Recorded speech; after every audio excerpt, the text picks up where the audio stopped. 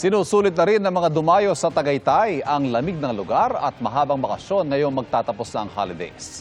Mula sa Tagaytay, nakatutok si JP Soriano. JP, nakapagbulalo na ba kayo? Ivan, malamig na panahon at Ivan, at literal na nag-aapoy ng mga pagkain. Yan po ang tumakam sa mga kababayan natin na namasyal dito sa Tagaytay ngayong unang weekend ng Year of the Fire Horse 2026.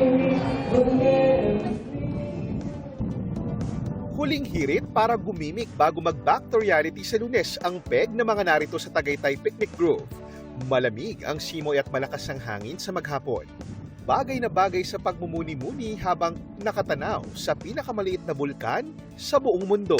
Mga kapuso, nasa probinsya man po ng Batangas ang Taal Volcano. Kitang-kita po yan mula rito sa Tagaytay Picnic Grove. Dito yan sa probinsya ng Cavite at ngayong unang weekend ng 2026 at huling weekend bago magbalik eskwela, balik trabaho ating mga kababayan. Dito nga po piniling mamasyal ng ating mga kababayang Pilipino ngayong pagsalubong sa 2026. Isa sa mga nagtagaytay si Janadine at ang kanyang nanay, kasama ang iba pang kaanak. Malungkot daw nagtapos ang 2025 para sa kanilang pamilya, pero puno pa rin daw sila ng pag-asa ngayong taon. Kamamatay lang ng sister ko. Kasama ko po yung mga pamangkin ko, nilibang po namin. Kaya ito po yung, at saka magpapasukan na rin po. Bago raw kumayod sa Lunes, sinulit na ng mga namasyal sa Tagaytay ang family bonding. May mga nag-arkila ng cottage at dito na nag-picnic. Bring your own baon to Tagaytay daw para tipid. Dahil nataon sa 2026 ang Year of the Fire Horse, umpisahan daw ang taon sa horseback riding. Sabi na nag-aalaga kay Carmela, isa sa mga resident horse sa Tagaytay, ramdam daw nilang suswertein sila ngayong 2026. Swerte po talaga. Basta may panalangin.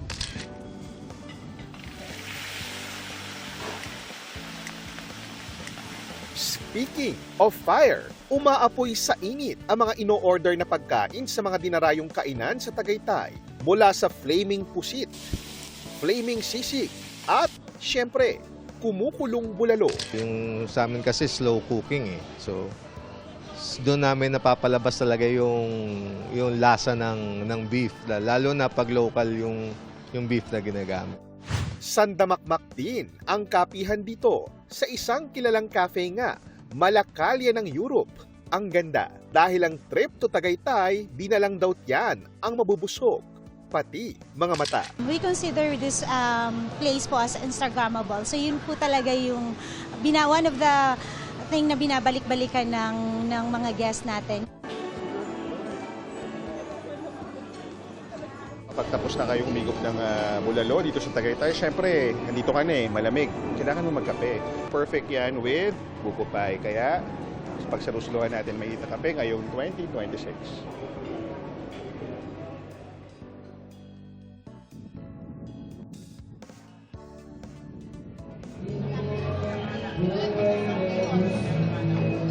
At Ivan, dahil Sunday bukas, parami pa rin yung mga kababayan natin nagpupunta rito sa Tagaytay.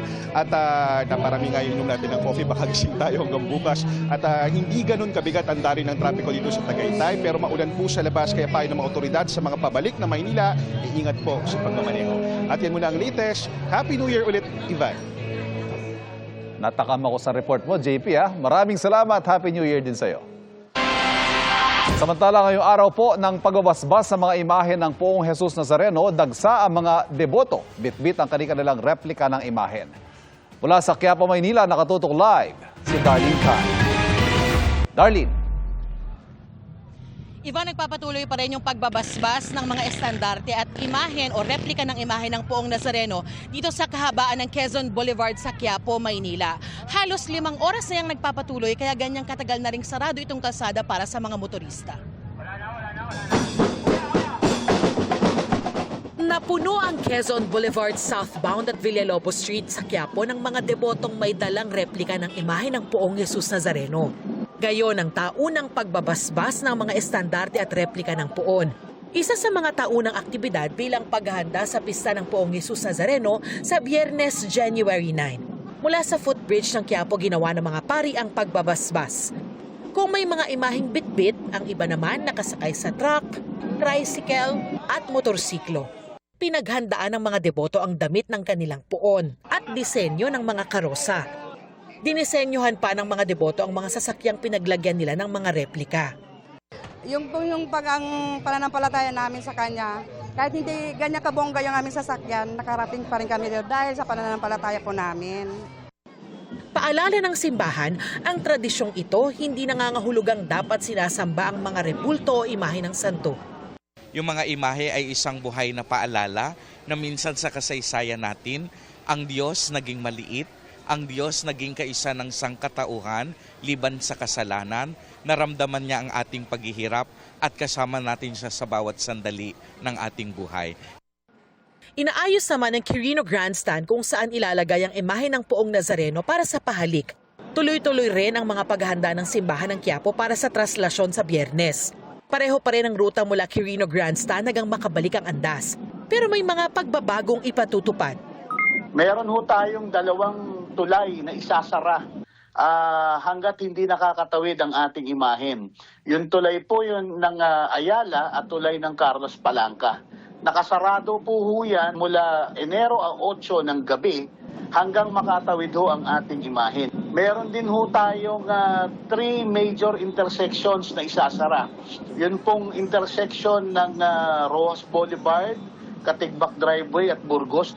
We discourage po na magdala po tayo ng mga bag. At kung hindi naman po maiwasan, kung mga transparent, uminom po kayo ng maraming tubig at kung hindi po maganda ang yung pakiramdam, huwag na po kayong sumama. At syempre po, yung mga bata, huwag na po natin isama. Bawal po tayo magdala ng anumang mga bagay, katulad po ng baril, panaksak at mga kahalin tulad po nito. At we discourage din po yung mga magsuot ng mga sombrero para po dun sa ating mga security measures. Ivan, bukas ikalimang araw ng Novena Masses dito sa Quiapo Church. Yung misa sa tanghali ay pamumunuan ni Cardinal Jose Advincola, yung Arsobispo ng Maynila. Para po sa mga deboto na pupunta rito at dadalo ng misa, kung gusto nyo pong makapasok sa simbahan, iisa lang po yung entrance. Doon lang po sa kalye ng Villalobos. Yan ang latest mula rito sa Quiapo, Maynila. Balik sa'yo, Ivan. Maraming salamat, Darlene Kai.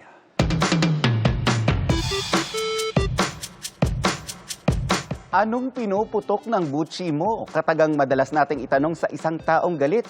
Pero ang nilutong butchi ng ating kababayang nasa Indonesia tila sumabay sa New Year at literal na pumuputok. Bakit pumutok ang kanyang butchi? Kuya Kim, ano na? Sino ba namang hindi puputok ang butchi o magagalit? Kung ang butchi ihahain mo, literal na pumuputok. Ay, ano naman yung buto ng mga butsian ni Uy. Tila nakisabay pa sa pagpasok ng 2026. Ang pumuputok na butchi. Handa ng kababayan nating nasa Indonesia na si Pearly. Hindi po ito ang first time na nagluto ako ng butchi. Mahigit na 5 beses na pagprito ko, nag-golden brown na siya as usual. Nung nilagay ko na sa plato at ayun, nagsiputukan. Nasobrahan yun siya sa kainit. Naka-video po ang entire process pero hindi ko po in-upload kasi epic fail. Pinutol ko yung video doon lang sa banda na pumutok yung mga butchi at in-upload. Hindi ko akalain na sa lahat ng videos na in-upload ko, yun pa ang magba-viral. Si Pearl, may pinuputok nga bang butchi ngayon 2026? Wala naman po. Ang butchi isang patok na meriendang Pinoy na hango sa Chinese delicacy na jiandui. Gawa ito sa malagkit na glutinous rice flour na pinirito sa kabinudburan ng sesame seeds. Meron ditong filling na lotus seed paste, black bean o red bean paste, at mung bean paste. Pero sa maglipas ng panahon, nagkaroon na ng iba't ibang bersyon. Sumisimbolo ito ng good luck at prosperity sa Chinese culture dahil sa bilog nitong hugis. Kaya madalas itong hinahanda tuwing Lunar New Year at iba pang okasyon. Bakit naman kaya literal na pumutok ang butchi na handa ni Pearly? Yung glutinous rice flour, kaya niya kasi mag-absorb ng water. Tapos lalagyan ng palaman, dadagdag pa yon. Yung kanyang pinaka-dough, mataas yung moisture content niyan. Pag tumaas yung heat doon, i-convert niya yung moisture o yung small amount of water na yun into steam. Maghahanap sila ng way to escape. Ang mangyayari, mag-expand yung butchi. Yung usual reaction ay pwedeng mag-burst. Ngayong bagong taon, naway mawala na mga pinuputok ng ating butchi at ang ating kapalaran maging singlagkit at tamis ng butchi. Ito po si Kuya Kim, masagot ko kayo 24 oras.